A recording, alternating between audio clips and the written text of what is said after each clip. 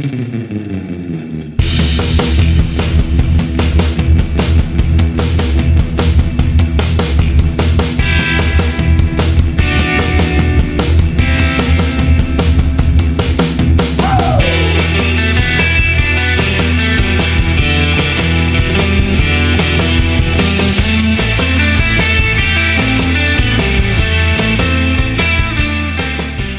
mean, everybody hates smoke.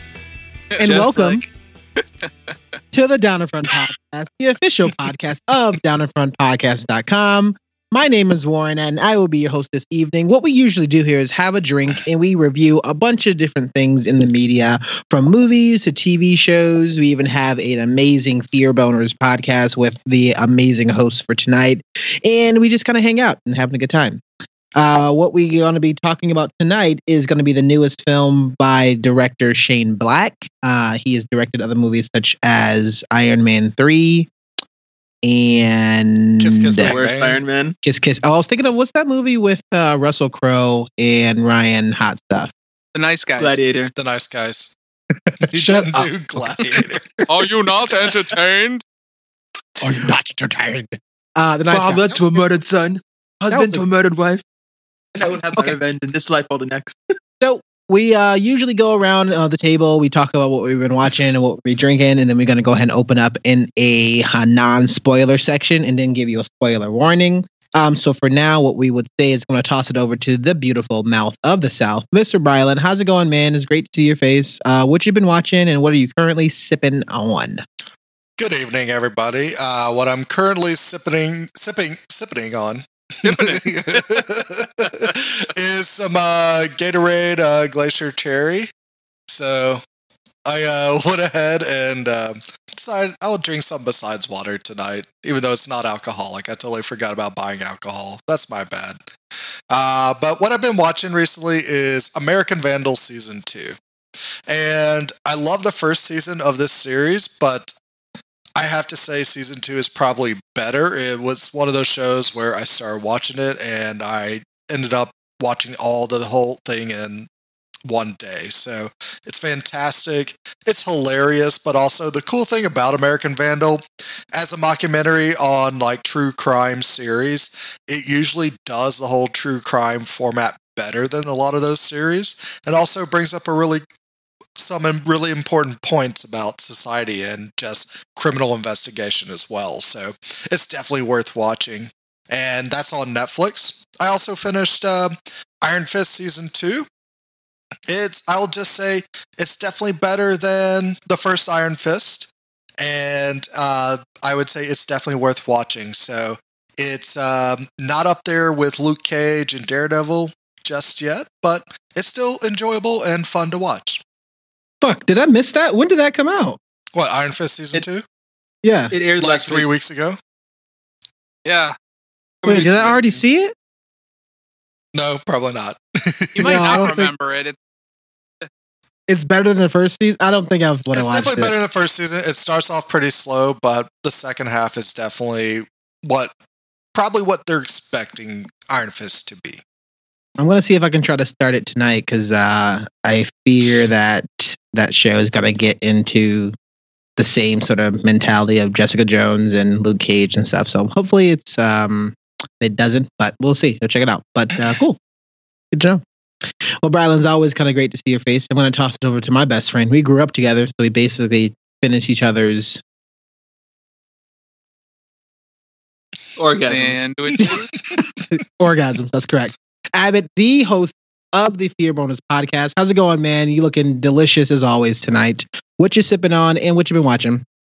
Well, I do have a cherry on top tonight, so looking like a snack over here. Yeah, you are. I actually, on the way back from work, I took the long way home and I walked a ways and I hijacked an entire delivery truck full of Charles Shaw wine from behind a Trader Joe's. So I'm working my way through that.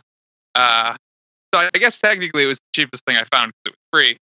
And then as for what I've been watching, I finally found Mandy, which is a movie I was very excited about, by the gentleman who did Beyond the Black Rainbow, which came out a few years ago, which was like a weird, drug trippy, sci-fi, crazy horror movie. And this is sort of along the same lines, but it's starring Nicolas Cage. And my God, if this isn't the most Nicolas Cage movie that Nicolas Cage has put out in the last few years, it is incredible.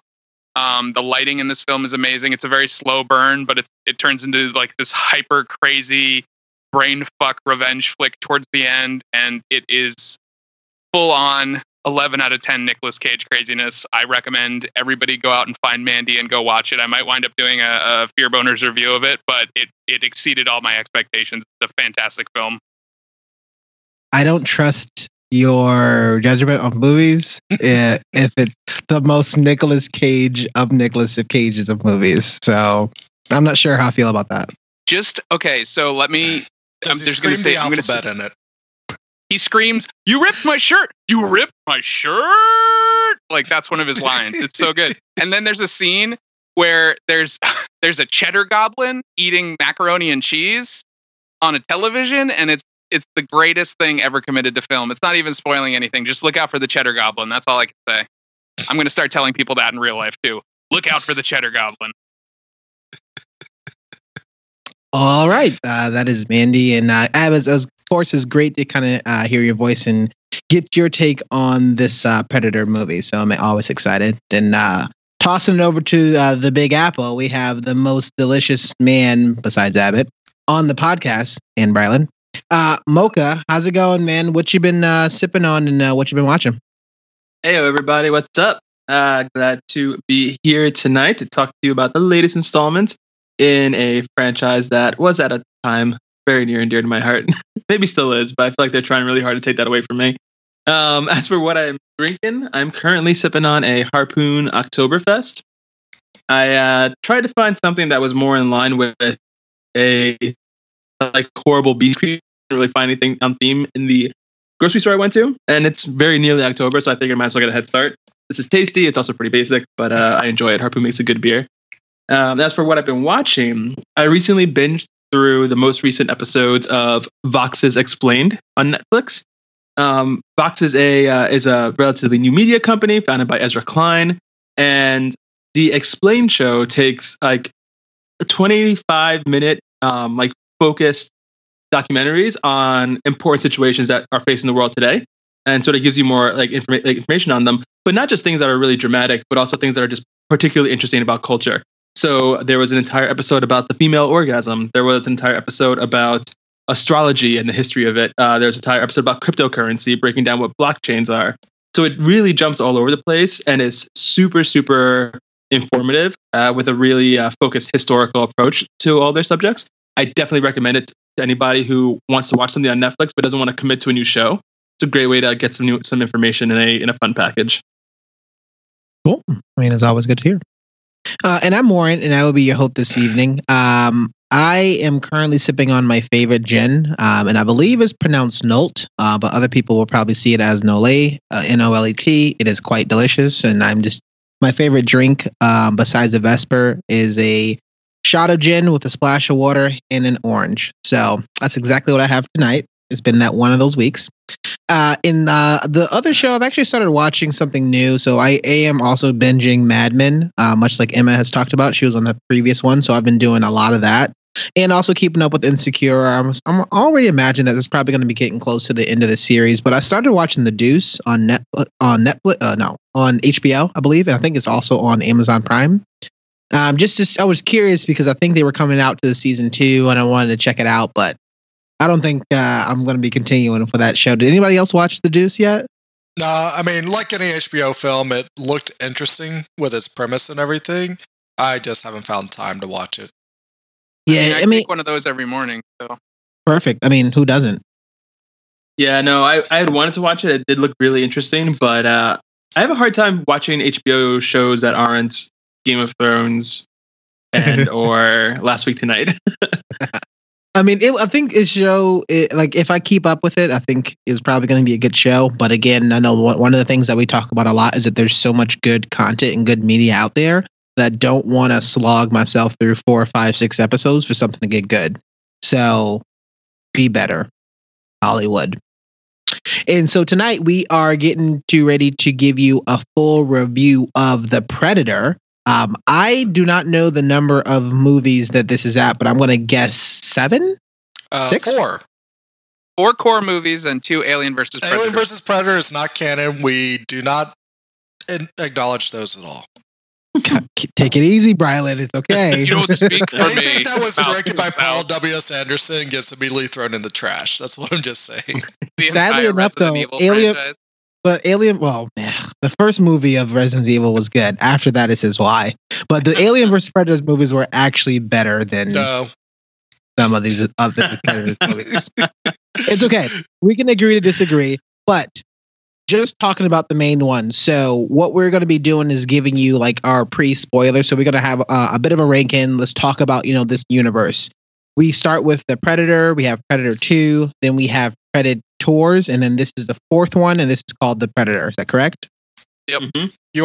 So I'm going to toss it over to Brylan here. And Brylan, I'm curious to know, your overall thoughts. Like, give me a bit of a rankings of where do you think what's going on with this universe, and also where do you think this universe may go? Yeah, so the original Predator, starring Arnold Schwarzenegger and many other politicians, is a perfect action movie. It is one of the best action movies ever made. It's unfortunate that none of the other Predator movies even get near what it was. Predator 2 has some solid moments, but it still just starts to show things that they don't get what made that first film magical. And I think you can take all the rest of the movies, Predator 2, Predators, The Predator, just toss them aside. Go read the Dark Horse comic book series. They're much better and they're much cooler. And you could get a sequel to what happens to Dutch after the first Predator movie, which is really cool. Oh, that'd be interesting. I'm tossing it over to Mocha. Same question to you. So in terms of like ordering the 4 movies, we'll go first, pretty much in order. First Predator, second Predator 2, third Predators, probably like 7th or 8th, The Predator. I feel like for this franchise, at least, it was something that I grew up with, like probably everyone in this group. Like the first Predator movie came out in 1987. I was like 1 year old then, but I grew up watching this movie as early as soon as I could. And it was super entertaining to me, and there was something really, for me, exciting as a moviegoer that always draws me back to it. That it's a movie that has a bit of exposition, but for the most part, it just kind of hits the ground running and does what a lot of movies with horror, scary elements too fail to do today, which is manage to create an unbreaking sense of kind of like tension. The entire original Predator movie, these men are being stalked through the jungle, and the creature's always there. It takes, it has a lot of patience. It picks people off when it sees an opportune moment or when it wants to sort of like scatter the group.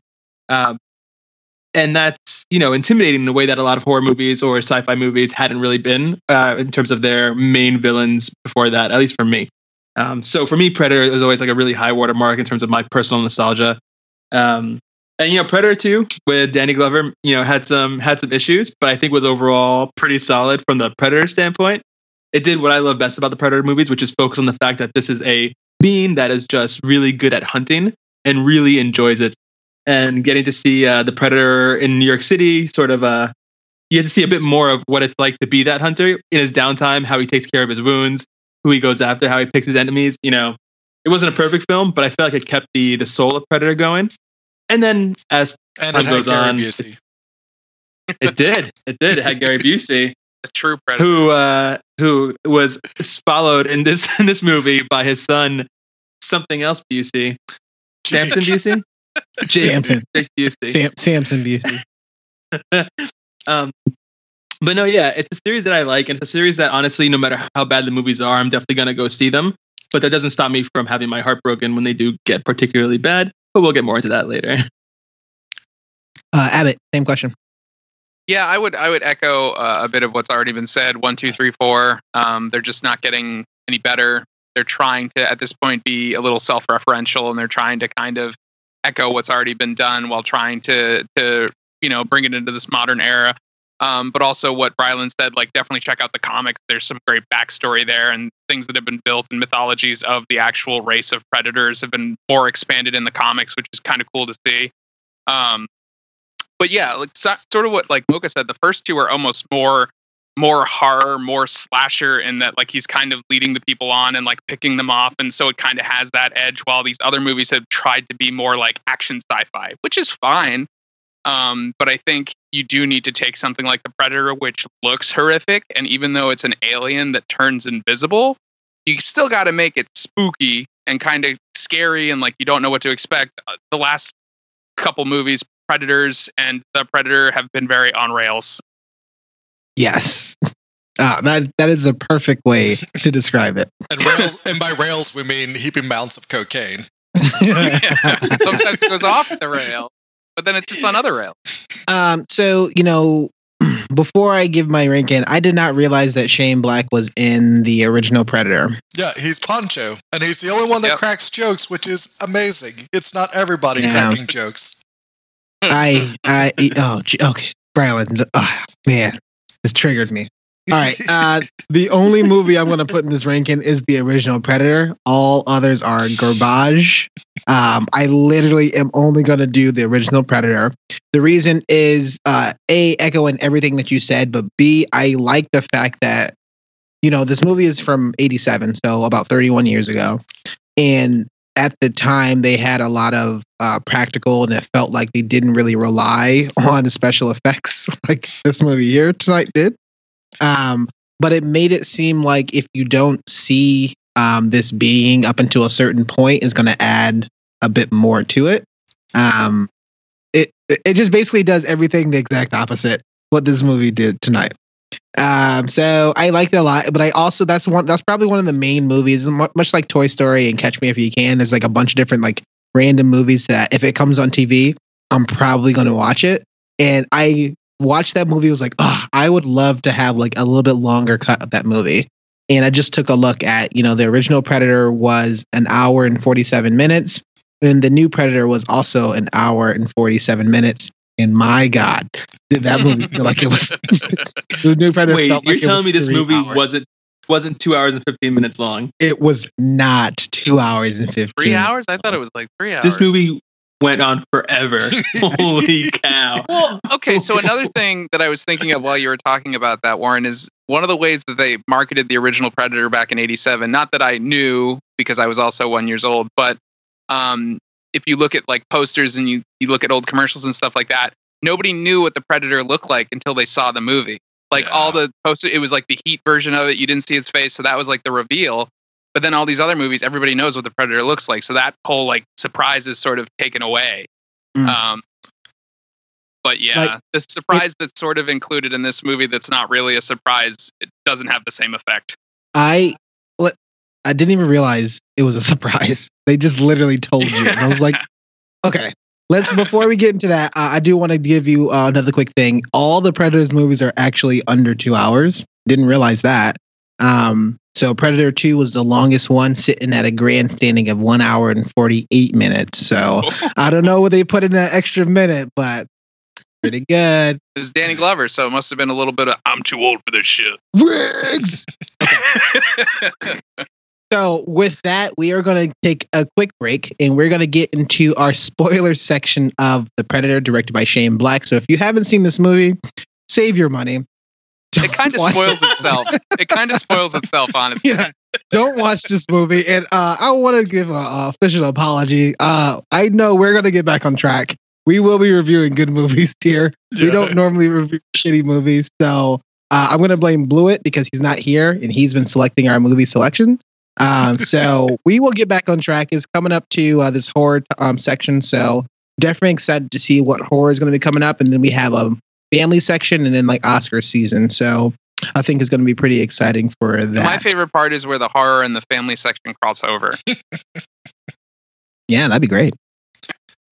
So we're going to take a quick break and we'll see you soon for a full review of The Predator.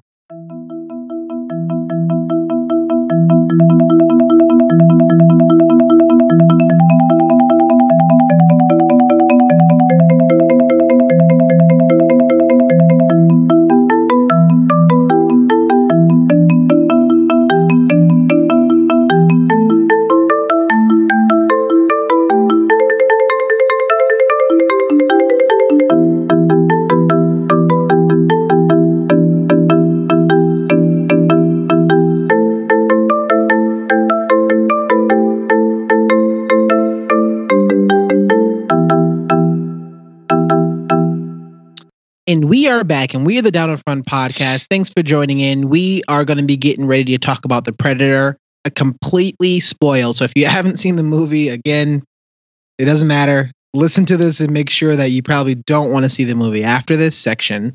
Directed by Shane Black. I'm Warren. I'm with Mocha, Brylan, and Abbott. So I'm super pumped to actually dissect this movie. We have sections of talking about the actings, the character, and the story. Then we'll talk a bit about the visual effects before we kind of round it off. So I'm going to toss it over to the person who has the most notes, as always, fucking story. Abbott, talk to me about some of the things about this movie, acting and characters and story.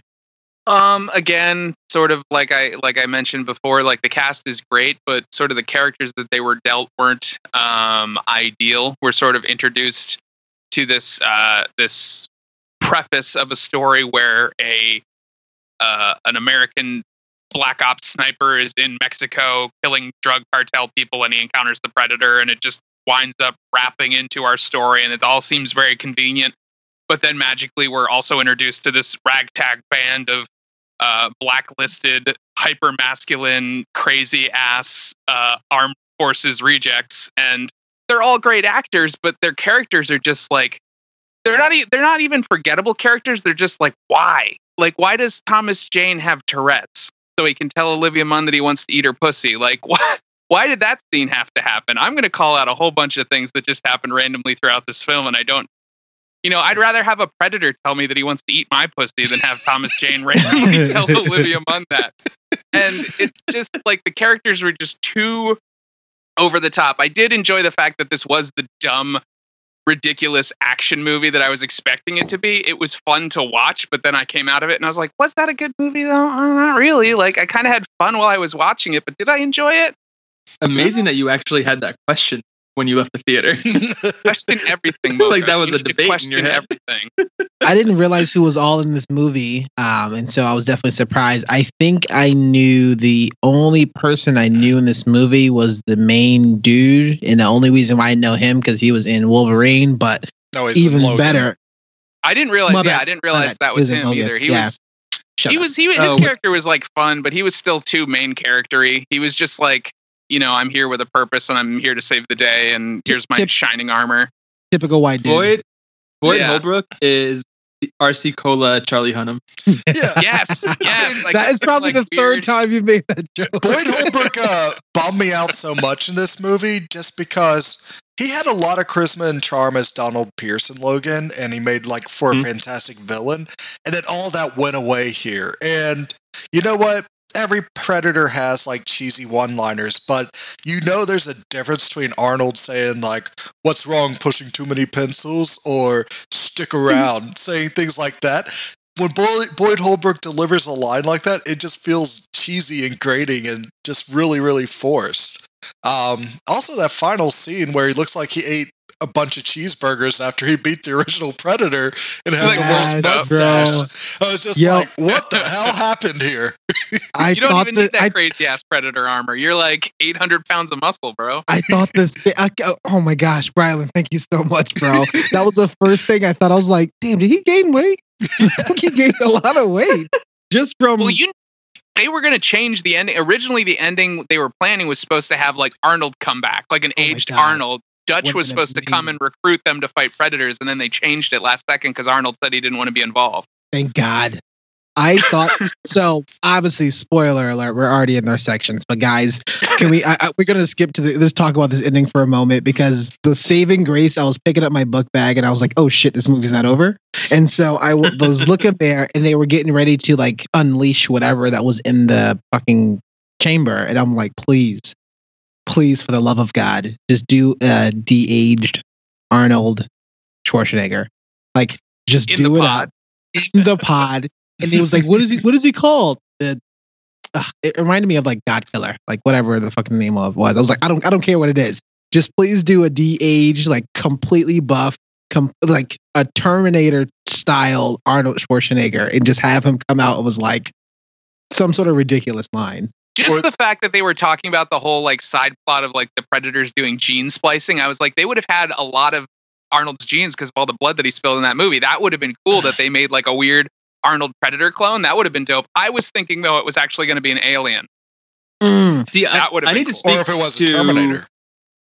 Oh shit! I need to speak to the head of research and development for the entire Predator race, because if their notion is we're going to make ourselves stronger by going out into the universe, finding things that are weak enough for us to kill, and then incorporating them into our beings, like what the hell kind of logic is that? It's like we need human DNA. Why? Because they got prettier eyeballs than us. Who knows?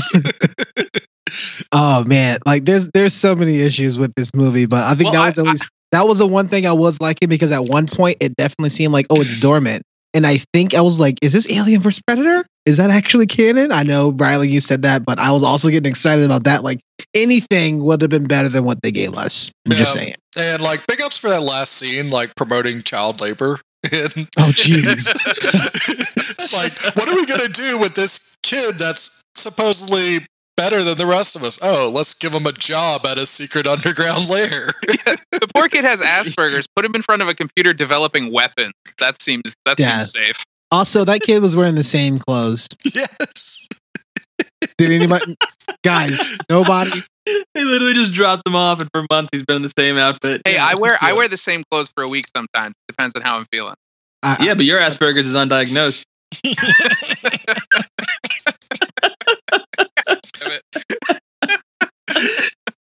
All right, Abbott, what else you got? Again, I mean, like the cast, the characters that were presented, you have this overwhelming. The ship is tipped towards the hyper bro side of the bow, and then you're introduced to Olivia Munn's super smart scientist and the child with super Asperger's, and it's like, how are these things supposed to balance out? How are these things supposed to work and like team together to like combat the Predator, who's just all badass? And it doesn't. It culminates in Olivia Munn trank darting herself in the foot and then winding up in like a weird rape hotel scenario where she's surrounded by like deranged dudes just staring at her. It's terrifying. So even the issue, but even before that, even before tranking herself, like, man, I have so many issues. Her character is so underdeveloped. Like, she's like, I'm just a scientist that was told that I'd be told when aliens came, and then I would be told that I could scoop their brains first. But why? Why yeah, make but it? Why? But why make a scene that have Olivia Munn like just huddled in the corner naked? Oh yeah. Well, the whole thing for that was just to show that, yeah, the Predator is still not going to attack anything that doesn't have a weapon, and the whole like clean room thing. I mean, but it is a stupid scene anyway. But I mean, completely Olivia Munn she's being a scientist that doesn't science any shit through the whole movie. She then walks why? in, Then why would says, he an attack? alien? It's sexy. But why would it shit goes attack? bad. I want someone to recut that scene when it comes out, instead of the Predator going like, I want him to go. There's a lot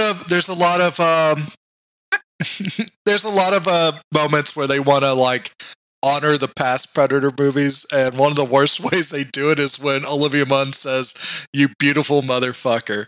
I was like, God, you don't need to be saying that. God, that's not. They even said at one point, "Get to the chopper." Oh, that was the even worst. delivered good. It wasn't even like choppers, and they get motorcycles. Yeah, my issue with that scene, even before the naked Olivia Munn, but not really, like even before, like even after or during the get to the chopper sequence, which is whatever, was that Olivia Munn was able to run and keep up somehow with this fucking Predator being just randomly while carrying a dart gun, and then chooses to trank herself so that she then has to be helped away. And I'm like, then why? Well, and do you notice how fast Jake Busey's character just disappears? He literally just says, "Don't let it escape," and then we never see him throughout any of the rest of the movie. I thought he died. Well, his guts are falling out of his body. Yeah. Oh, I didn't notice that. Yeah, he had a big red spot on his belly. He did. He did. Yeah. That entire scene in that laboratory was shitty Independence Day. It was like the shittiest possible version of the movie Independence Day. The entire they should have gotten Brent Spiner for that role then. Was he the guy who played the deranged doctor? Yeah. Right here? Yeah. Nice. Data from Star Trek. Shit, yeah. One thing I mean, if you're gonna make this movie, you better ham the fuck up. Ham everything up. Yeah. I mean, this movie's pretty ham. No, it's not that. I mean, there was too many like semi-serious sequences or like tough guy like Macho Man. I was like, no. You're doing way too much here. If like Macho Man was still alive, they should have put him in this movie. I mean, what's to say he wasn't Predator? Yeah, one thing I did appreciate about that breakout scene by the Predator from the underground lair was one, they made a joke about the Disney World ride Haunted Mansion, so I appreciated that. But also when the Predator kills all the guys in the trooper truck and then takes the arm and puts it through the window with the thumbs up, I was like, oh my god, Predator. oh my god, and then he just sits down. Like, he just sits down and chills. I was like, great. that's showing that Predators are learning what humans are like, and so fine, do that scene. Like the thumbs up kid man. meme. Guys, I had a big really issue with the tone. What's really upsetting about that is that scene where he wakes up in the lab and goes on a killing spree is actually one of the cooler moments in the movie because you're seeing the Predator do what he does best, which is fight people and murder. But the choreography for it, like the camera work and the CGI on his attacks were so fast that like nothing really registered. And that's a perfect moment to take a Predator and have nice, like fairly paced shots of him actually like eviscerating people and like giving them good kill shots and like just give us all the money shots we need there, because the rest of the movie is going to take place in the dark woods or whatever where you can't really see anyway. So much is bad about this movie. Can we talk about the introduction of the Predator dogs? Yeah, it's still on you. Go ahead. Was I the only one that was concerned? Because like at first you don't see them; they're just kind of silhouetted with the big Predator, and like I was concerned they were legitimate because they were talking about gene splicing, that they were legit just going to be 4 legs with Predator heads on them. Like I thought it was just going to be regular. They were nearly that. They looked different enough that it was like, okay, that's a dog, but I thought it was just going to be the humanoid Predator head, just like on the freaking like. I mean, they had Predator dreads like on their heads, so they just didn't have the four split jaw. Did you notice that throwaway line where they asked about the dreads, and Olivia Munn's just like, oh, maybe they're just extra sensory receptors so that they can. It's like, oh, thanks for the science, Shane Black. They're erogenous zones for the Predator. Oh God, it's like what is an Avatar when they fuck with their ponytails? Imagine writing into the script, this is where the Predator's backup shows up, and then you just make them dogs that have dreadlocks. Like they didn't even look like aliens; they were just big dogs with dreadlocks. Just put joints in their mouth. Man, where's the imagination, Shane?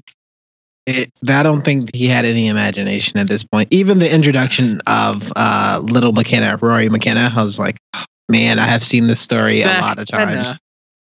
Oh my gosh, so stupid. Oh man, no, sorry. So for everyone listening, sorry. All the references are going to be all over the place because it's just fucking nonsense, this movie. But the scene where the Predator makes it back to his ship, first of all, the humans get there and they talk about how they're going to use the translator to download the mainframe. And God, did that piss me off so much. Like I hate shitty hacking references, but to say that you're going to use a translator to download a mainframe is ridiculous. But then the Predator goes into the ship and uses the translator apparently, and has this weird like robot voice where he's like, bring me McKenna. He is your leader. And I'm like, what? Why is this happening? Yeah. One thing I'd say, Jacob Tremblay, I mean, thank goodness he's not Ty Simpkins. He's definitely a good... Thank God. He's a good child actor, but his whole character is very formulaic, and he's like an 80s stereotype of what people represent as a kid on the spectrum. He does same things, loud noises, puts his ears around, which is very inconsistent throughout the movie. But also, he's always like, he'll say things that sound creepy, but you're like, hey, he got a leg up on whoever he's talking to. Like that scene with the postman. He's like, my daddy kills people, so you can be a postman every day. Don't be a dick. That poor old man was being legitimately nice to him. He wasn't being rude. And it's like, oh, my dad murders people, so you can keep being a postman. Like, I did like the one exchange he had with what's his face, where he's like, oh, that's reverse psychology. Why don't you not go fuck yourself? Yeah. Or when he's like, while he's trick or treating and he has the Predator mask on, and those punks that live in that house, that the helmet decides to shoot and kill the guy. And he turns around and looks at the bullies that have been harassing him the whole time. He holds up the mask like, yeah, fuck with me. Why don't you? And then that's the last time we see that helmet. Yeah. No, because they use it later on to deflect bullets. Like he brings it back to his dad. Yeah. Oh my God. But no, that scene, I feel like no one really addressed the fact that that child murdered a man, and like that, like there has to be some repercussions there. Like, come on. That's why he's probably working in an underground bunker at the end. That kid can't be in public anymore. All right, Abbott, what else you got? I mean, I'm gonna throw it out to you guys if you have some other talking points. I could keep going. There's so many weird things that happen in this movie. It's definitely punctuated by what the fuck moments for sure. Brylan, tell me what you got. Yeah, so I mean, we mentioned a lot of bad. I'll mention some good things I like. One, I like some of the homages that they have in here, especially Jake Busey. Not only does Jake Busey look like Gary Busey now, but it's cool that he's playing the son of Gary Busey's character from Predator 2. So I thought that was a really cool nod, and it doesn't overextend its welcome. It's there for the brief seconds he's on screen. And I did love Trevante Rose as his character. It's probably my favorite character in this movie. I felt like Nebraska was like kind of like the right kind of crazy for this group of wacky individuals that they're trying to bring together. I even like his death scene where he just like goes ape shit and just says, fuck you, I'm gonna save your ass, and throws himself into the thrusters of the Predator ship. It kind of makes sense for who his character was. But do we know why he started bleeding from the Do we know why he started bleeding from the mouth in that scene? Like he jumps when the shield forms and he lands on top, but then he starts like having like this weird like mouth blood he's situation. Losing oxygen. They're going too high up in the air. No, they weren't. Yeah, you do bleed from the mouth when you run out of oxygen. You do. No, Brylan, no, don't try to put any logic to that. Yeah, that whole scene though on the spaceship is almost ripped out of the end of Alien Covenant too. When they're like, hanging on to the top of the fucking spaceship, I was like, I've seen this movie before. Just a different alien. Even more infuriating because that was a bad scene in Alien Covenant. He started bleeding from the mouth because of all the cigarettes he smoked through the movie. That guy was just like popping cigarettes out of his mouth like he was a cigarette dispenser himself. And he smoked all of them like they were joints. Like he had like between his forefinger and the thumb, just like hard drags, and then maybe he had lung cancer at the end. Maybe. Who knows? We'll never know. Wait for the Predator 2. But also like Neto like getting his legs chopped off. So silly. But that space in between the space in between the spaceship and the force field is just large enough for a man to lay down. Until Lloyd Holbrook eats too much cheeseburgers. Yeah. He couldn't do that a couple months later. I gotta do what? I can't do it. We need to increase the size of this here force field. But I would say also Sterling K. Brown. I mean, this dude's literally chewing scenery in this movie. One thing I appreciate about Sterling K. Brown, I never know it's him until I see the credits. He seems to just kind of be whatever crazy character he is on screen, if it's a great character or just a nutty character like this one. And he's just pure asshole Black Ops like administration guy that he's gonna die some horrible death, and he dies like the worst death ever when he like misfires one of the alien weapons that the Predator has. I felt like they had to kill him, and they wasn't sure how to. They didn't want to redeem him, and I was like, "That's such like, come on, you have to at least have a Carl Weathers sort of death there." Like he was. They came back. They have like a link up, and they have like a truce, and maybe like there's a nod from older McKenna, and he's like, "I got this," and then he just like. Hurts the Predator. I don't know. I think that was his death needed to be more grandiose. It literally was a scene where he like accidentally shoots himself in the head, and it was just like 1/2 second. It should have been something more over the top, like he gets ripped in half by a predator or something. Yeah, Sterling K. Brown. Oh yeah, go ahead. For what it's worth, in this movie, Sterling K. Brown, who, mind you, is an Emmy Award winner, provided me with one of like my biggest laughs of this film, which was a scene where it was obviously just like super hammy and over the top, but it really killed me when he's like laughing at the kid with Asperger's because his dad is running into a trap outside, and he's like, "Oh, your dad with all of his like Army Ranger experience fell into some like easy trap outside. Why no one would do that unless it was a diversion." And then he turns around and gets back to the face. It was so fucking stupid, but so he's almost like intentional. He's like a cartoon villain. That's the thing. Like even when we're introduced to his character in the beginning of the movie, my first inclination was like, who put this fucking guy in charge of alien activity? Like who in the government was like, this guy knows his shit? He seemed like a complete like off-kilter goofball who was just like, aren't aliens cool? We should find out more about them and kill them. It's like that.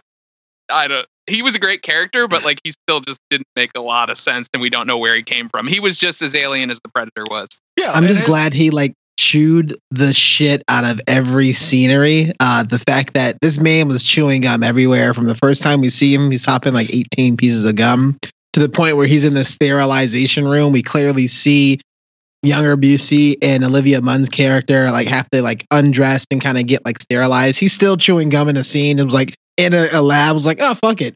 Every time we see him, he's like just chewing this gum. I'm like, God damn, man, are you? What's going on? But not just chewing gum. He takes a new piece in every scene, which is what's amazing. There's a couple scenes where like he ends his lines too, going like, ah, yeah. And it's like, what? Why did you add that? Like, what is that? What's your character's motivations right now? Okay, Wario. But yeah, with Sterling K. Brown, he also, I mean, a lot of characters get some weird ass moments in here, like Boyd Holbrook's character randomly finds an arsenal of weapons to put in a Winnebago for everybody. Sterling K. Brown randomly finds a Predator shoulder weapon that he can use and knows how to use it too. So it's just like weapons are just like popping out of the sky for everybody, which makes no damn sense at all. And honestly, like when you describe certain elements of this movie, it sounds like, oh, like if you just describe this to me, I'd be like, okay, I can see how this might be cool. But somehow they managed to make everything awful. At least give me a montage, right? Give me a montage or a scene of like, guys, we got to lock and load, and then we show them like we go to older McKenna. Fuck, I don't remember his name. We go to older McKenna's like house, and he hits the secret switch, and he has all these guns that he's like loading up, and then we hear something in the background that says Autobots roll out, and then it makes sense. But it's unfortunate that there's a lot of good casting here that's wasted. Like Key is wasted, Thomas Jane is wasted, Theon Greyjoy is wasted, Yvonne Strahovski is wasted too. Yeah, man, and she's amazing. No, Key like has one of my favorite jokes in it, which was he's talking about Baxter when he says, "What's?" It's like, what's the difference between 5 black guys and a joke? It says Baxter's mom can't take a joke. I was laughing my ass off when he said that. That was amazing. But I wish they actually had more better moments, like when Thomas Jane and Key, when they die, when one gets impaled and the other's gutted, they look at each other and nod and shoot each other exactly at the same time with guns. I'm like, that was the one thing I couldn't tell what their relationship was. They were friends. That's all we know. Besties. Ooh, interesting point. No, they did tell us why, but go ahead, Mocha. No, I was gonna say that it was pretty heavily, like at least hinted at that they had something more going on between each other than just them being like old like buddies.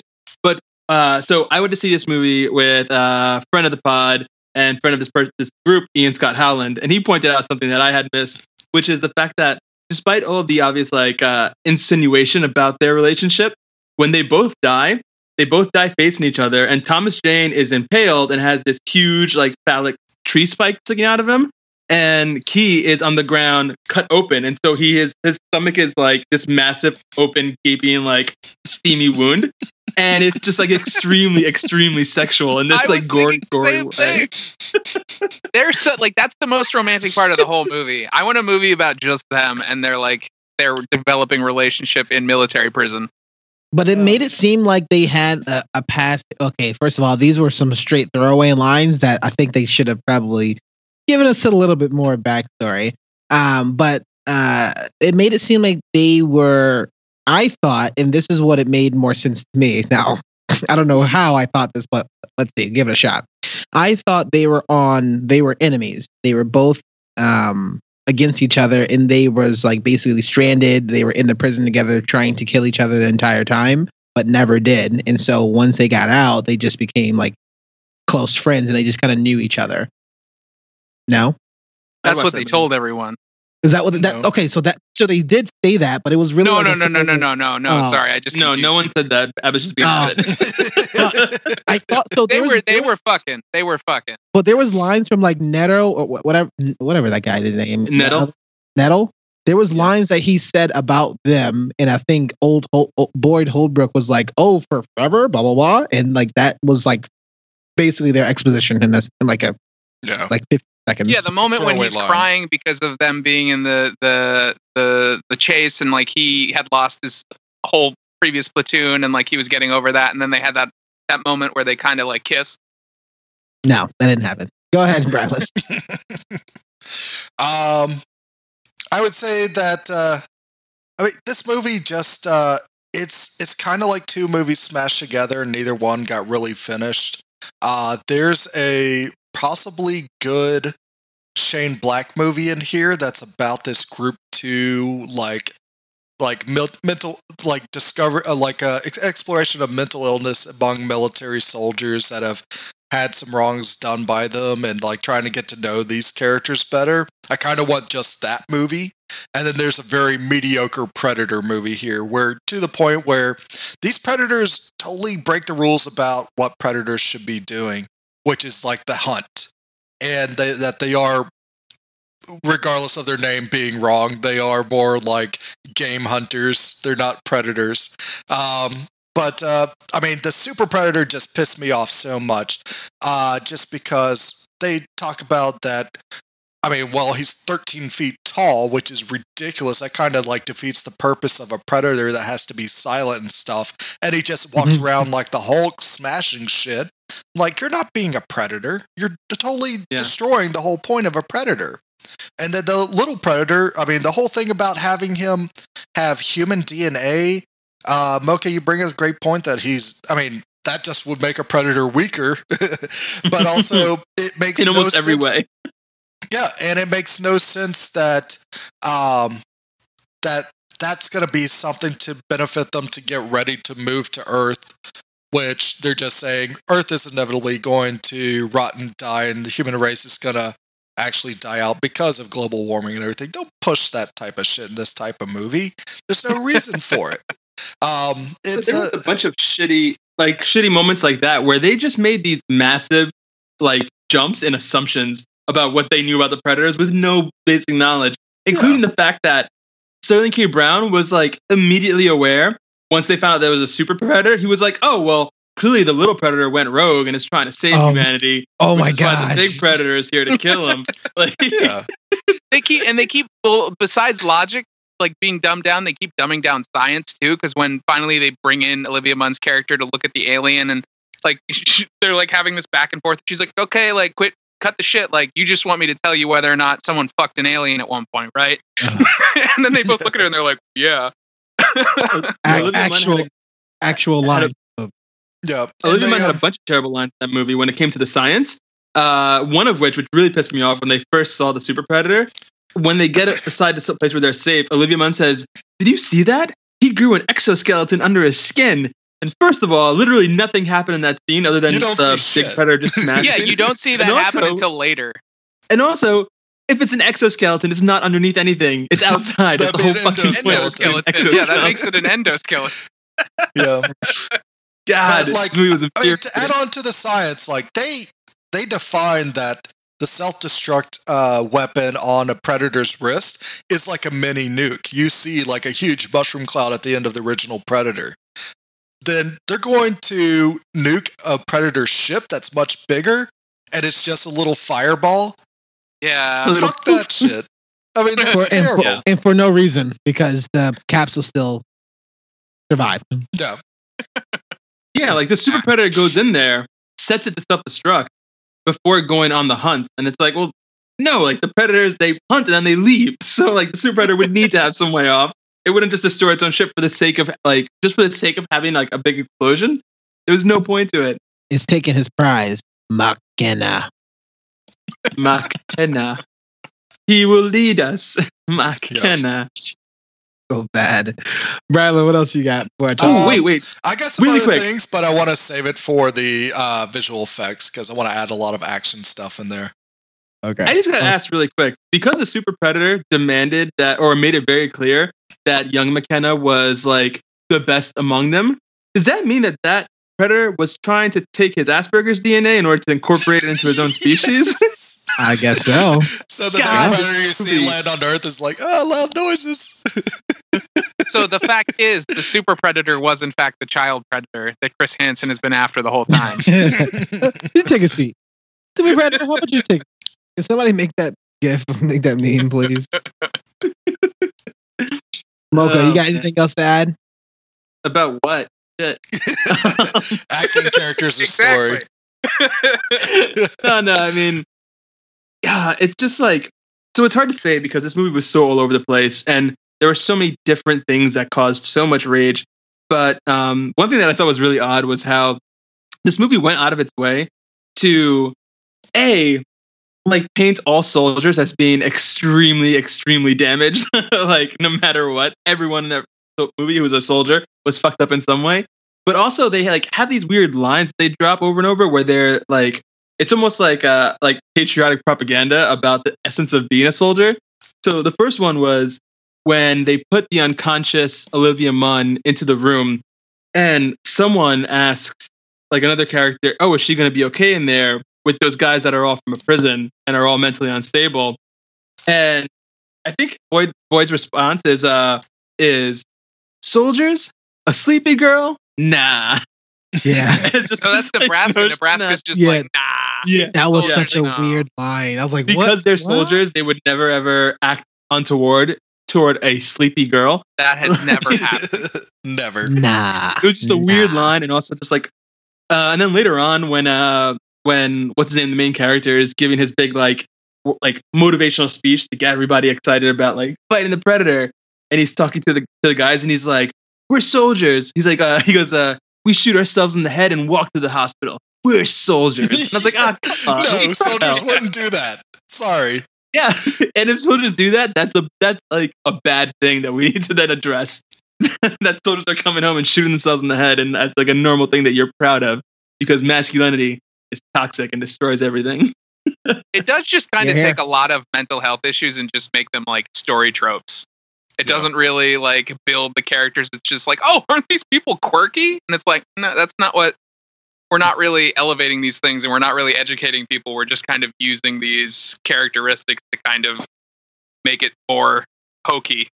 I think the one thing that was unfortunate is, again, we've seen a lot of different things that talk about mental health and mental illness. And the one thing that they really, and by they, I mean Shane Black, chose to focus on is to show that the bullies of how, if somebody has Asperger's, they can be potentially superhero, but still at the same time, people still view them as being an outcast by the use of retarded in this movie, by the use of the bullies in this movie. And then also with all these guys and these soldiers kind of dealing with stuff, the way that they're also being used, basically kind of dealt with is basically they were all going to go to die from that bus. Like that bus was probably going to go and kill all of them. And I think Olivia Munn even has a line about, oh, before you lobotomize them, right? Yeah. We need to talk to them. And so the bus turns around and then that's how they get back into the story. So I'm like, so you just kill everybody who's different? That's not okay. But I'm not going to spend too much time on it. I'm just curious about the tone of this movie was all over the fucking place. Yeah. And usually I actually enjoy, even Ty Simpkin moment, enjoy some of the tone from Shane Black movies. Because it, even though it has like a bit of a serious tone, it feels like the actors in the movie itself are like they're dealing with like maybe a serious issue, and then there's a bit of an overtone, and then above top there's like some jokes that like kind of cracks about it, but it's still okay, and they're still in the actual moment. thinks Nice Guys, thinks Robert Downey Jr., right? Like Robert Downey Jr. is dealing with some crazy ass PTSD, my bad, from what was happening from before. And yet he's still trying to crack jokes like, oh, I'm a mechanic and like all the shit that was happening and, Iron Man. And so I like how he was at least had a particular tone, but it still was kind of tied back to a serious themes of how things are affecting characters. This movie just felt like everybody was just talking at a camera and they were just fucking going at it. And literally, I almost would guarantee you that there was no script when Keegan-Michael Key was going at it with Thomas Jane on the bus. I guarantee you there was no script at all, which was funny, but it's like, yeah, but aren't these supposed to be the heroes? Like, that's what's weird about the movie a lot. I really wish that there had been a, like you said, like a bit more of a focus. And it doesn't really matter to me which direction they chose to focus in, whether they try to make it more like horror, whether they try to make it more action, whether they try to make it more comedy. So I wish they really picked the lane because, some of the, like I mentioned, some of the action scenes, like specifically the Predator breaking out of the lab was cool. Some of the comedy, like I was legitimately laughing when Olivia Munn woke up to the room full of guys and they were talking about how they made bets as to whether or not she would have gone for the shotgun and tried to kill them. Like I thought that was really funny, but it was just so out of place with anything that was on either side of it. Every scene didn't match what was on either side of it in terms of theme and tone, and that was just like really, it was like whiplash, not like back and forth. Like the one scene where they're in his house and his wife is like, "What the hell are you all doing in my house?" And then half of them are like, "We want to stay here and watch TV." It's like an awkward scene because then they're kind of trying to make up their mind whether they want to save the day or not. But it's not executed well and it's not funny. It's just kind of like they keep trading the remote and like nobody knows what. It's almost like that wasn't scripted and everybody was just kind of like, who's on first? Who's actually going to stay here and watch TV? And who's going to fight the Predator? And you had it happen like multiple times. You have Boyd Holbrook's character leaves, then you have Nebraska's characters get a rousing speech, and then he also leaves. Like speech with his wife, Holbrook's wife, and then he leaves, and then it's to the point where, oh, we're like, guys, let's go, and it was like, what? And then even you have like Nettles to say a line, "I'm going, not because of the speech, but I don't like people calling me a pussy." What? I just wanted his wife to be more of a badass. Like she grabbed the shotgun, she was going to do it, she was going to do something, and then she keeps getting shut down. Like I don't think it should have been a one-woman movie. I think there should have been a moment maybe where like the wife shot one of the pred dogs with that shotgun or like, actually did some damage and, like proved that she could be a badass, but she just kept getting kind of knocked out of the scene. And it was like, okay, well, what's the point of building up to this and then not doing anything about it? I think even Olivia Munn's character continuously had to be saved by either a man or a dog character in this movie.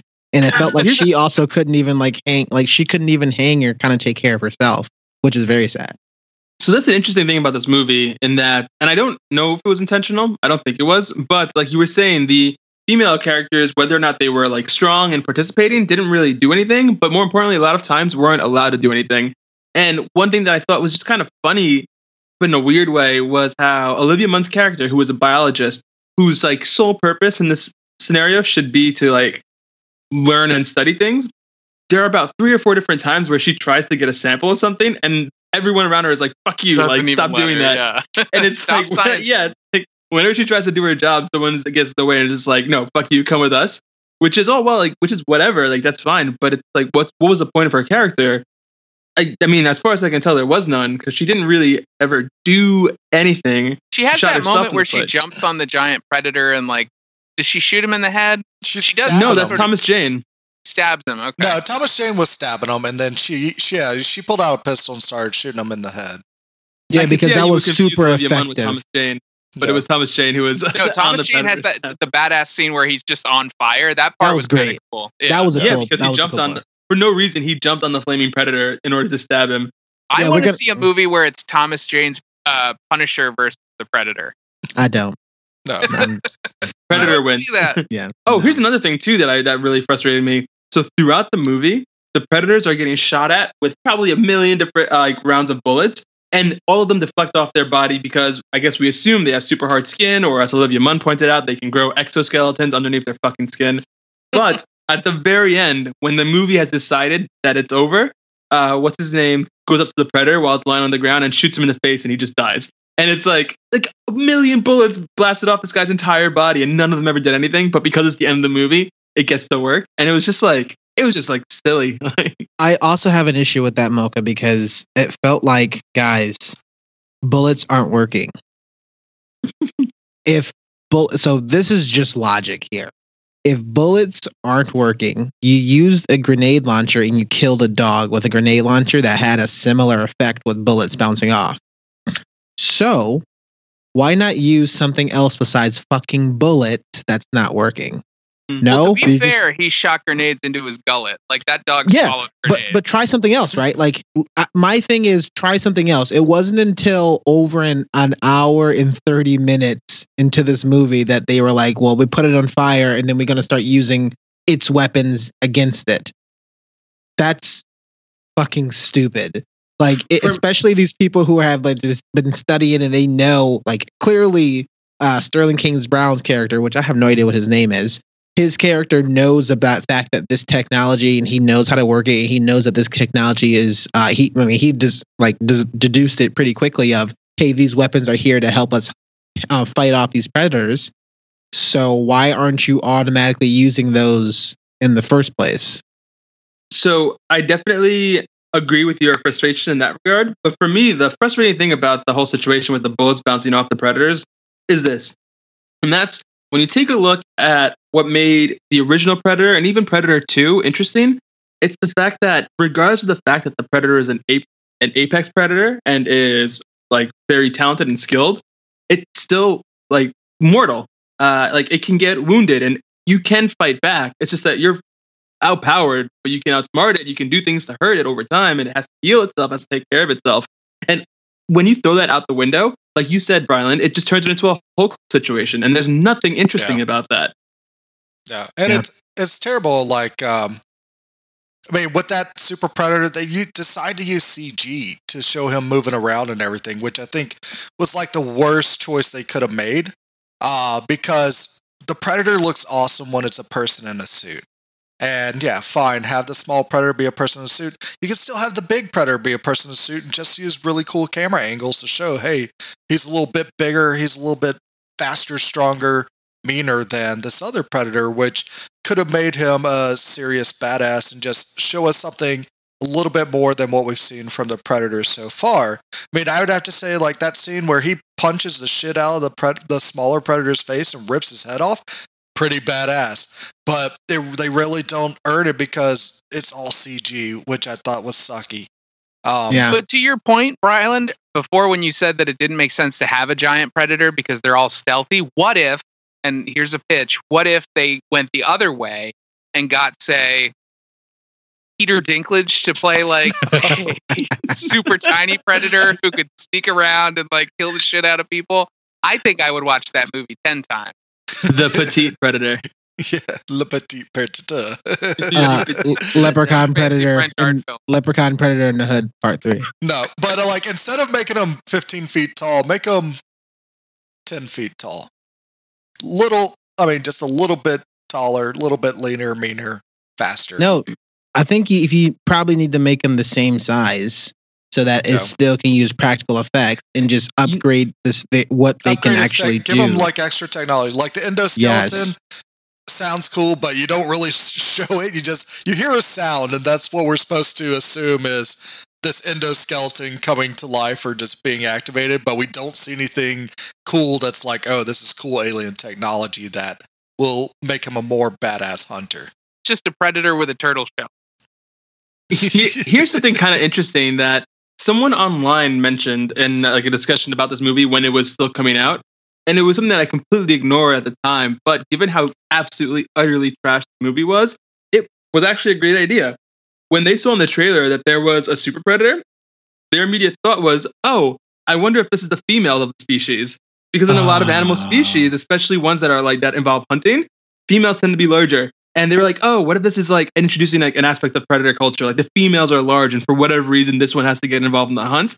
That is infinitely more interesting than they combined the genes of all these different like creatures from across the galaxy and wound up with a predator that was slightly larger. Someone asked that question at San Diego, and Shane Black was just like, "Yeah, there's no female predators in our movie." And then I thought that same thing. I was like, "That's actually a really good idea." Yeah, like I thought. I mean, it could have been a great moment, and this movie repeatedly makes this happen. Where, first off, like the end fight and everything is terrible, just because it's so dark, you can't see shit of what's going on, and they don't really take the moment to pause and take in like the trauma of a predator hunting people, like they do in the original Predator. But when Quinn actually finally Boyd Holbrook. Finally, they knock down the predator. His arm, his leg is cut off and everything. And he goes like, "Who are you?"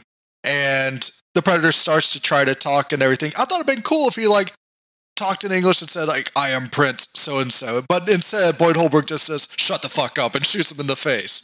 It's such a horrible scene that they choose to they set up a good moment and then they choose absolutely the wrong thing you want to do in that moment so many times in this movie. I am your father. That would have been great. Yeah. That would have been amazing. Or I am Whoopi Goldberg, like the guy made the joke earlier in the movie. Yeah, I was like, Whoopi, really? Come on. The last thing I do want to talk about before, yeah, for sure. But it was a black dude who said it, so I guess it's okay. He was explaining that was his like hot take, quick explanation of somebody like, "What's a predator?" "Oh, you seen Whoopi Goldberg? It's Whoopi Goldberg." Like, what? No, not it at all. Surprise! Whoopi Goldberg actually made a cameo in Predator 2. So weird. So the last thing I do want to talk about, real quick, is some of this technology. Now we already know that nothing in this movie makes sense, but in the beginning, Boyd Holbrook kind of encounters the first predator that was fleeing, and if he was trying to. Okay, so in the beginning, Boyd Holbrook like goes and like makes contact with this predator. I just had an issue because if the predator was fleeing, why is he killing people? If he's trying to save humanity and get humanity this weapon, then why is he straight up killing these people randomly? Don't know. Anyways, so somehow Boyd gets it got crashed, and so he took like his helmet and he took his arm cannon, and he was able to put his arm cannon on, and it somehow disabled the first predator. And since it disabled the first predator, it like spits out this little jewel that allows to use camouflage. Oh yeah, that made no damn sense at all. He had to poop it out later.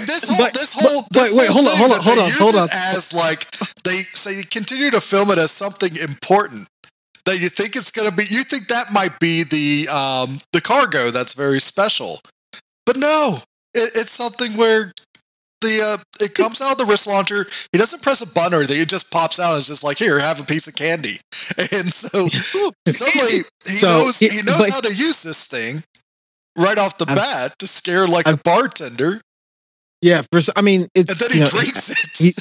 It's super intuitive. Who knows? But here's where I was going with this, and this is why I was like, "Oh, this may be an interesting movie."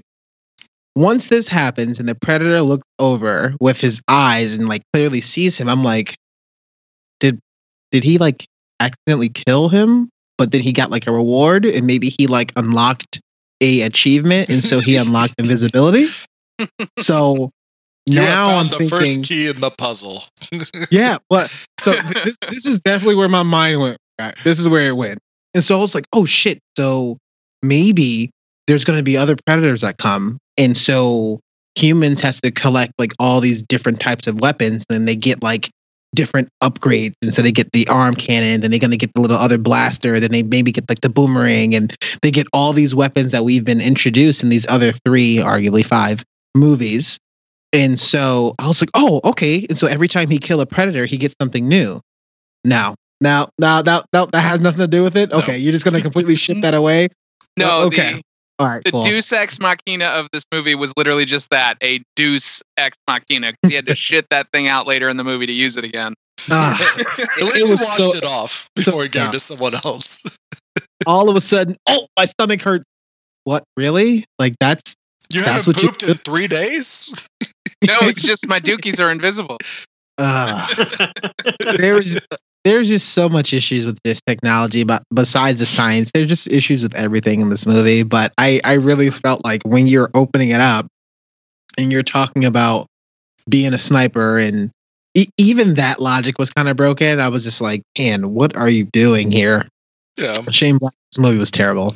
Like Sterling K. Brown has a great scene, like a dumb great scene with one of his lackeys where he gave like the boomerang to one of his soldiers and he just randomly throws it in the forest and he's like, it's a boomerang, you gotta catch it. And then he just chops his hand off as he comes back. He's like, get it with your wrist. He's like, and he like chops the whole thing off. And then he says, wait, I'm going to go shoot him in the head with a gun because he's making too much noise. Yep. Yeah. Noise which wasn't bothering the child again. No, not at all. We're not talking about that anymore. We've gone past that. The only noise that bothers them are fire alarms. Yeah. Just dogs barking for some strange reason and fire alarms, and he has some weird sinus issues. Anyways, let's talk about the visual effects here, because I know, guys, we can talk about this movie all night. We're not going to do it. Brylan, it looks like you had some stuff on the visual effects. As always, I'm sure Abbott loved the effects. So I want to start with you, Brylan, and says, tell me about the visual effect of this movie and the overall look. Yeah, the visual effects were terrible. As I mentioned before, the CG of the Super Predator was god-awful. He didn't even move right or anything. It should have been just full practical effects for him. The ships looked terrible. They looked like someone made them in their backyard and just put them on a green screen. And then even like the Predator killer's suit at the end just looked goofy as hell. It's like, what's going to kill a Predator is not one shoulder laser. How about 4 shoulder lasers? That's going to take them out. Absolutely. No, I mean, that's just stupid. That's just a stupid way of coming to a conclusion about what's going to take out a Predator. And then also, just the way the action was shot. There's a lot of scenes in here. They do close-ups of all these different elements of like the Predator ship and the ball that pops out of the Predator's Predator's wrist. You think, oh, this is going to be something important. This is going to be something amazing. They turn out to be nothing. Like they're saying, oh, what's this compartment in the Predator's ship? And we see it like 3 or 4 times. It turns out to be nothing. It's just where he puts Jacob Tremblay when he wants to take his DNA back to Predator land. It makes no sense at all. And this movie just repeatedly just doesn't know how to set up action scenes, which is unfortunate. You see a lot of guts, you see a lot of gore, but none of it has the intensity that the first Predator had. Like when you see like Jesse Ventura get shot in the chest and then his whole rib cage splits open, that's horrific, and that's very traumatic, like especially for Mac, who's his like best friend, and how he goes apeshit on that, grabbing the big minigun and just mowing down the entire jungle. It makes for just a much more exciting action scene and just captures the chaos of being hunted when you don't know what's actually killing you because it's actually attacking so quick and so fast with this advanced technology. Whereas the technology here is like, yeah, the humans look like they're pretty adept at using this technology too. But it just becomes a calamity of errors where it's like, who's going to be the first to fuck up with their weapons? Like the Super Predator totally dies by being speared by his own gun, which makes it one of the dumbest Predator deaths ever. And he's one of the worst Predators ever. And I even love the fact that you even mentioned this, Bradley. I think one of the reasons why I love we don't have to talk about the characters anymore, but one of the reasons why I love the original Predator is I remember there was like a defining scene for me that was like, these people have been through some shit. And I think when we're sitting there and I can feel that it's hot as shit. They're sitting in the jungle. It's hot as hell. And fucking Mac is sweating bullets all through the movie. You can clearly see that it's hot as shit. And he uses the fucking razor to just shave his face and like shaves his arm. And then once he gets like afraid, and so he like stops the razor on his cheek. And then he like starts pressing in. You see the blood trickles down and then it snaps. And I'm like, okay, whoever like directed that, whoever was like, this will be a good idea, that was better than anything I saw in this movie. So it's like, that was some of the things that we get in that movie that we didn't even need to see a Predator. We just talk about like building the tension, that I felt like the visual effects definitely less is more. And they were like, no, more is more, right? And then they're just going to go ahead and give you whatever they think is good. It's weird. Yeah, I think, I mean, I'm like 100% on the traditional effects train, being like a horror fan, like CG can suck it. Like, I don't think the CG here was great. It did the job for what the movie was.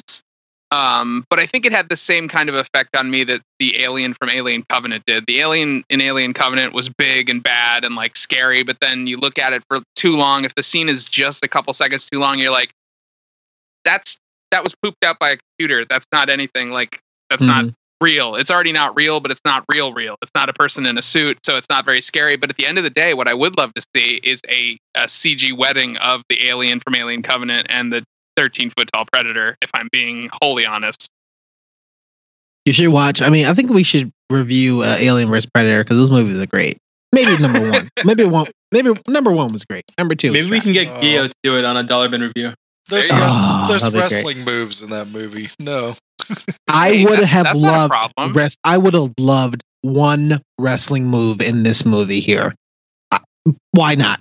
Why wasn't The Rock in this movie? Why wasn't The Rock the Rock could have been the giant Predator? Easily. The Super Predator just does a stone cold stunner on the small Predator. Listen, The Rock could have been the giant Predator, right? Get his leg chopped off. It's still okay. Pulls out a sword, right? And then he just fucks shit up, right? The giant Predator should have been The Rock. Boyd Holbrook should have been John Cena. Yes. Go on. Olivia Munn should have been Vince McMahon. It should be basically the cast of The Expendables with the Predator. It's fine. Cool. Like that. I would have watched that movie before this movie. Yeah, me too. Expendables versus Predator? Hell yes. Yeah. Yes, bro. Can you imagine? Guys, we're going to get so much bang. What else do we have to talk about for the visual effects before we give our lasting thoughts? I got nothing. You guys said everything. You know, there's a lack of respect for practical effects and what they can bring to a movie like this, or any movie really. And I think people and Hollywood directors need to start embracing them more, regardless of how powerful CGI gets. Yeah, I looked at it as I think this movie is competing and is going to win the box office bout against another stellar film called The Nun. This is all so infuriating. Yes. Yes, both it is. Fantastic films. Both great, fantastic, incredible films. Go see them. Both great for children. Oh. Yeah. And so let's get into our lasting thoughts. I'll start with Brylan. What do you got to say for The Predator? Would you recommend this movie? And I got nothing else. What you got? So this movie, like the young kids would say, is a hot mess. There's a Shane Black film about army soldiers that are in a mental institution that's kind of One Flew Over the Cuckoo's Nest mixed with Stripes that I really want to see, but that never really gels.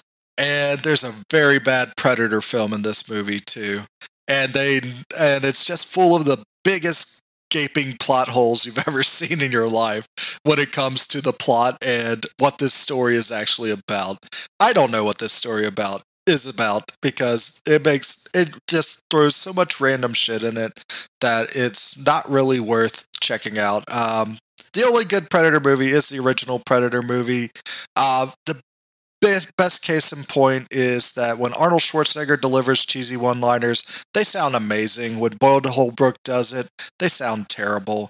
And you just have to watch the original Predator. This movie would have been better, if they actually, instead of Boyd Holbrook and some other characters, they had someone like Dwayne Johnson and John Bernthal as a military unit going after these predators. That would have been badass, I think. Yeah. We may still get that movie. Yeah. We may get Predator 1987. Well, just so you know, Shane Black has the intention of this being a trilogy. Holy fuck. God. Yeah, so, they said that. There's gonna be Mocha, no. Yeah, that was the plan going into this. to reimagine the franchise, the hot new trilogy. Terrible. Well, Warren's the throw this movie on the big Predator sequel trash fire with the other 3 Predator sequels. Read the Dark Horse comics; they're much better. I have lost so much confidence. I did not know this was going to be a trilogy. This is why I need to start reading more shit. I think my time is up. Time's up. I need to start reading more shit. Wow, the Predator broke Warren. Amazing. Shane Black, you've taken away Warren's one defining feature. God damn it. This was the Predator's goal the whole time. Abbott, what's your lasting thoughts? I can't decide if this is the film equivalent of a fidget spinner, or if you take the Predators out of this film, that it's just a straight-to-video sequel to the A-Team movie that was made a few years ago. But it was, at the end of the day, it was the perfect dumb macho sci-fi action movie it probably set out to be. I don't think it really set any expectations. It wasn't trying to blow anybody's mind. If you want a big dumb popcorn movie, go see it. I'm not going to pressure anybody and be like, you need to see this movie. You can just stay at home and watch the original movie and be just as happy and just as entertained. But if you want to, this is a theater movie. Yeah, it was kind of underwhelming. I do want to see, like I was saying before, I do want to see the sci-fi horror spacey Predator movie with just predators. It kind of suffers the same thing that the Transformers movies do. Is like, I would love a movie with just robots, no people. I want to see a Predator movie with just predators, no people. I don't give a shit about the people in these movies. I just want to see the aliens. But yeah, lasting impressions is this movie's not going to last that long in the box office. I thought that's what we were going to get in after we saw Adrian Brody's movie, and I guess not. Mocha, what you got for me? Wow. Well, I just want to congratulate Shane Black. He managed to make the worst Iron Man film, and now he's also made the worst Predator film, which is a far greater accomplishment. With the Predator franchise, it's an unfortunate thing because the source material is so good and so ripe for expansion and actual development. But no one's really taken in that direction. I feel like the franchise had a chance to set itself back on the right course after Predators, starring Adrian Brody, which came out not too long ago, which wasn't great, but it also wasn't as bad as this. But Shane Black has gone ahead and just knocked the entire process back in a significant way. This movie wasn't good.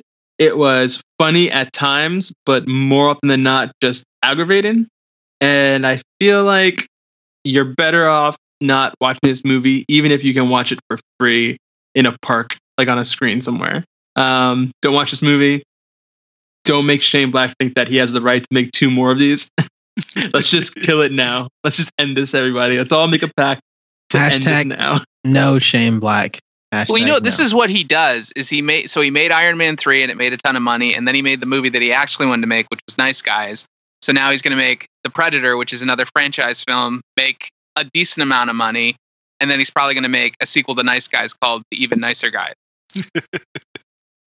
I mean, The Nice Guys was funny. I don't think it's because of Shane Black. I think it's because of the casting in that movie was also phenomenal. Again, he does have, he has the ability to have great cast, and I even like in Iron Man 3 that he at least has a prominent sort of female character. Yes, she is kind of souped up, and yes, it doesn't make any fucking sense, but he at least kind of does it. So, sure. My lasting thoughts is don't go watch this movie. Save your money. Dear God, save your money. You know what? I would actually go back and watch Jurassic World with Ty Simpkins. Oh God! Then watch this movie again. I guarantee you. I Jurassic World: Fallen Kingdom, which is even worse. Oh fuck! That movie's even worse. That movie came out this year. Yeah, truthfully though, I know we had talked about it before, but we don't always want to review bad movies. We don't always like to shout on bad movies, but at times, shit happens.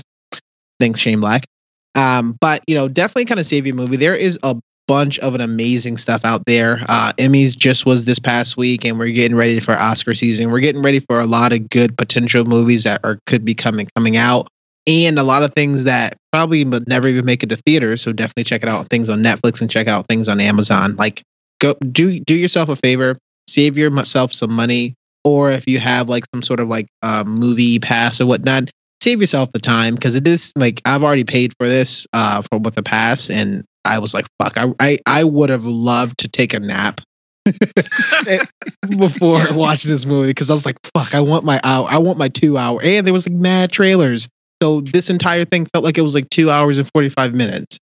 For real, if you have A-list, don't waste one of your 3 free movie slots for the week on this. Yeah, no, I saw this don't in do Dolby it. Cinema with my A-list. What? Yeah, no, I had to dine in, and I literally, I was purposely late. I was called Mocha, and then I ordered food to be purposely late so I can miss the trailer. And guess what? There were still 10 fucking trailers for this movie. Oh, and geez. so I was like, oh my gosh, what's going on? But yeah, so long story short, don't watch this movie. Long podcast short. Yeah, right. And with that, we have been the Down in Front podcast. Thank you so much for kind of tuning in. I'm super excited. Get ready, because we are going to be reviewing another classic. I've actually never heard of this movie, so I will just throw this out there. Please don't let this movie be terrible. I may go watch the trailer. So I'm going to tell everybody right now, we are going to be reviewing The Sisters Brothers. I have no idea what this movie's about, but if it's shitty, we will be changing it. So I'm just gonna toss that out there for right now. Brylan, where can people find more of your work? Yeah, you can find me shooting metal spheres out my butt on Twitter at Brylan, BRILUND. I also will post many movie and TV reviews on Instagram at I am Brylan. I recently put up some for Jack Ryan and American Vandal Season 2. And I'm also the host of the Gamescast, twitch.tv/Down in Front Podcast. We're playing through Spider-Man 2, or not Spider-Man 2, we're playing through Spider-Man on the PS4. Spider-Man 2 came out 20 years ago. And we're about to face the Shocker, one of the first big bosses. So can't wait to fight him, see what that's like. Also shout out to my brother William, who finally actually picked up Monster Hunter World, because I've been raving about it a bunch, and he is now following us on the Gamescast.